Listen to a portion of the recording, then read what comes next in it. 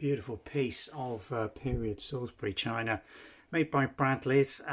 Salisbury was one of their very well run brands.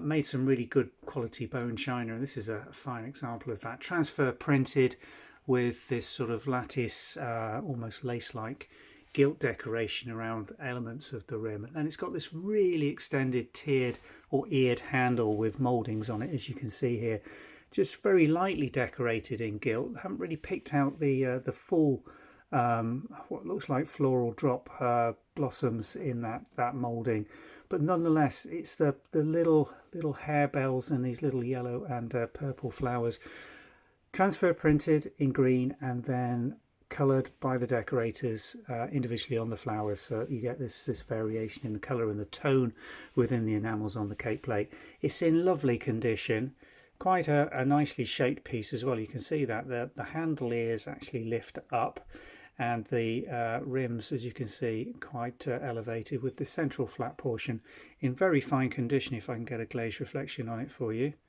a little difficult in this light. There we go. Occasional knife mark, but very clean. The gilt round the rims, oh come on focus, is again in very good bright condition, as you can see there. Let's show you the china marks on the rear. Get it the right way up. There we go. Salisbury black crown marks, bone china, made in England.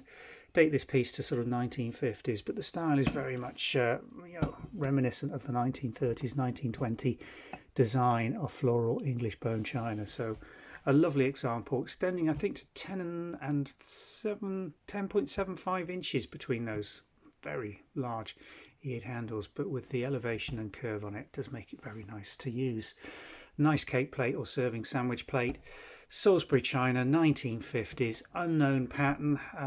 Done the research on this. We can't find one that's been listed anywhere other in this particular design from Salisbury.